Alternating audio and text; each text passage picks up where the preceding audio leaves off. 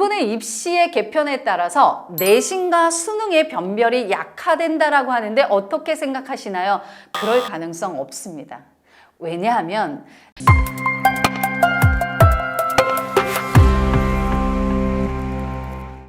안녕하세요. 입시의 신개념 대체합본론교육의 유주미 소장입니다. 오늘은 고교 선택에 대해서 진솔하게 한번 이야기를 풀어볼까 합니다. 기존에는 선생님 어떻게 하면 명문고를 갈 수 있을까요? 라고 했다면 최근에는 선생님 명문고를 가야 할까요? 일반고를 가야 할까요? 라고 하는 질문의 패턴이 완전히 달라졌습니다. 물론 그 이유는 변화한 입시 제도 때문에 그렇죠. 기존에는 9등급제였다가 최근에는 5등급제가 되면서 10% 안에만 들면 1등급이기 때문에 그러면 1등급 안에 들고 생기부가 제대로 잘 갖추어지는 자사특목고를 가야 되겠다 라고 하는 생각과 또 반대편에는 그런데 1등급이 아니라 2등급을 받으면 이게 굉장히 난처해지거든요. 왜냐하면 9등급제 하에서의 4등급 초까지 2등급이기 때문에 이랬을 땐 대학에서 이 2등급들을 어떻게 생각할까라고 하는 것 때문에 그러면 아예 일반고를 가야 되지 않을까라고 하는 생각들이 맞붙었습니다. 그러다 보니 작년에 2024년도에 광역자사고가 미달 사태까지도 났습니다. 이렇게 고교 선택과 관련돼서 굉장히 복잡한 상황이죠. 지금부터는 제 생각을 말씀드리겠습니다. 하여 다른 강사들 또는 다른 입시 전문가들과 생각이 다를 수 있다는 거 미리 말씀드립니다. 좀 제가 명쾌하게 들어가는 걸 좋아하기 때문에 의학계열, 이과, 문과를 나눠서 그 지원 가능한 고교를 한번 말씀드려 보겠습니다. 의학계열부터 한번 출발해 볼까요? 의학계열은 제가 입시판에 오랫동안 있으면서 느낀 게 뭐냐면 역시 탑 오브 탑입니다. 내신이면 내신, 활동이면 활동, 수능체저면 수능체저 거의 완벽해야 됩니다. 따라서 우리 초등학교 부모님들 또는 중학교 부모님들이 내 자녀를 그래 의학계열 보내야 되겠어 라고 한다면 전반적으로 다 준비를 해 두시는 걸 추천드립니다. 그래서 고등학교가 어디냐고요? 라고 한다면 갑방고입니다. 아마 갑방고가 어딘지는 대체적으로 아실 거예요. 그 지역에 내신 따기 어려운 학교들. 왜냐하면 내신 10% 안에 들고 그리고 수능을 준비해 줄 수 있기 때문이죠. 그래서 그 학교들은 내신이 약간 수능형으로 내고 있거든요. 그렇기 때문에 내신과 수능을 모두 잡을 수 있는 갑방고를 추천드립니다.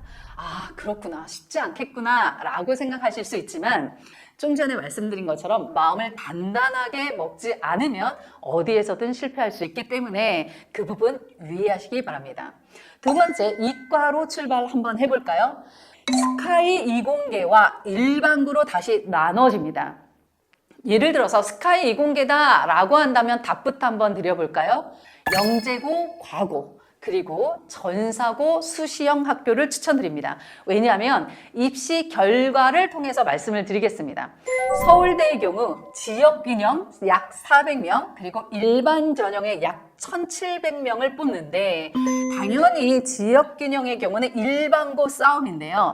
1,700명에 해당하는 일반 전형의 경우는 가고 영재고가 우리나라에 28개 정도 학교가 있는데 그 28개 학교에서 약 530명을 뽑아버립니다. 네, 그럼 일반고는 어떤가요? 라고 한다면 1666개의 학교에서 약 500명을 뽑아버립니다. 게임이 되지 않죠. 이거는 뭐 고려대나 연대나 크게 다르지 않습니다. 하여 만약에 내가 스카이 이공계를 가겠다. 영가고 그리고 수시형 전사고. 선생님 수시형 전사고가 어딘가요? 라고 한다면 예를 들어서 민사고라든가 그렇죠. 하나고 등이 있습니다. 선생님 거기 경쟁 너무 치열하지 않나요? 주의하셔야 돼요. 경쟁 치열하기 때문에 입결이 즉 입시 실적이 굉장히 좋은 것입니다. 이 둘 다 가져가려고 하시는 거거든요. 그러니까 약간 내신을 쉽게 따면서도 입결이 좋은 학교를 원하시는데 세상엔 그런 게 없습니다. 선생님 저희는 그렇게 치열하게 할 수가 없어요. 인서울만 되면 됩니다. 라고 할 때 일반고를 가시면 됩니다. 그래서 1등급 후반부터 2등급 초까지 만들고 2합 5 또는 3합 6 정도의 수능 체제를 맞추면 됩니다. 그렇구나. 이제 마지막으로 문과를 한번 볼까요? 스카이다라고 한다면 외고, 국제고, 강추입니다. 왜냐하면 아까랑 비슷하게 서울대 일반 전형 1,700명 중에서 외고, 국제고 우리나라에 36개의 학교가 있거든요. 그 학교에서 약 300명을 뽑아줍니다. 그럼 학교당 한 10명 정도라고 생각하시면 좋거든요. 그랬을 때 그럼 외고, 국제고를 스카이에서는 많이 뽑아주는구나. 네, 그렇죠. 왜? 선발돼서 간 거고요. 치열한 경쟁이 있고요. 당연히 그러기 때문에 이 부분에서 당연히 높은 합격률을 담보합니다. 대신에 당연히 치열한 경쟁은 당연합니다. 그럼 그 치열한 경쟁이 싫다라고 한다면 인서울이죠.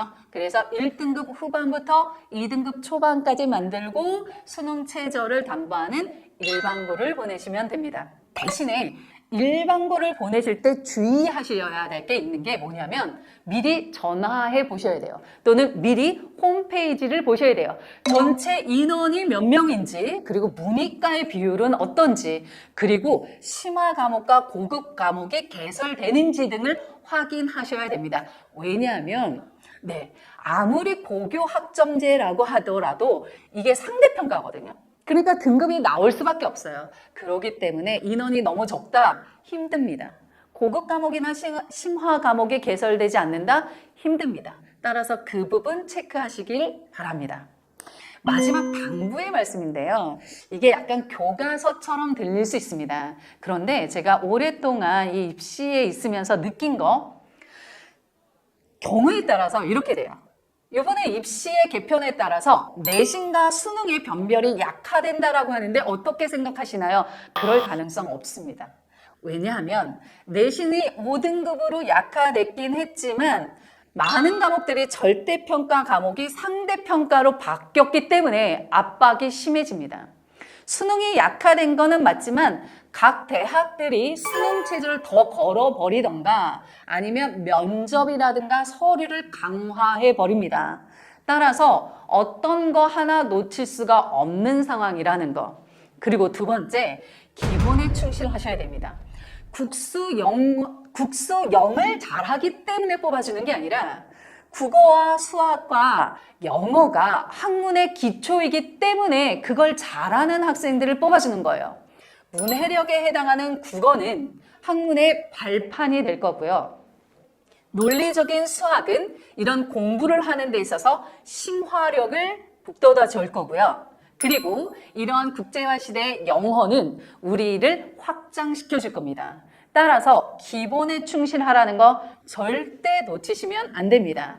그리고 학종에서 이런 말 있죠. 성적 추이가 올라가는 학생들을 뽑는다. 올라갔기 때문에 뽑는 게 아니라요. 인내하고 버텼기 때문에 뽑아주는 겁니다.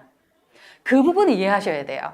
그리고 마지막, 알맹이 없는 포장은 아무 의미가 없습니다. 이런 기초적인 학업 능력이 없는데 비교과 활동만으로 대학이 뽑아줄 것이다. 그런 생각하시면 나중에 크게 힘듭니다. 그렇구나. 옛날부터 있어 왔던 그냥 기본에 충실하라는 거. 그리고 어떤 거 하나, 그렇죠. 내가 우회해서 그래서 약간 변칙을 쓸 수가 없구나 라는 것도 오히려 받아들이시면 훨씬 더 편하십니다. 그래서 오늘은 고교 선택과 관련해서 의과 계열, 그 다음에 이과, 문과, 그 안에도 스카이 그리고 인설로 나눠서 말씀드렸고요. 마지막으로 기본에 충실하자라고 하는 약간 잔소리 곁들인 당부의 말씀으로 마무리하고자 합니다. 이건 아까 말씀드린 것처럼 저의 개인적인 생각이기 때문에 다른 분들과 다를 수 있다는 거 다시 한번 말씀드립니다. 여기까지 입시를 선도하고 새로운 개념으로 접근하고자 하는 아폴론 교육의 유주미 소장이었습니다. 감사합니다.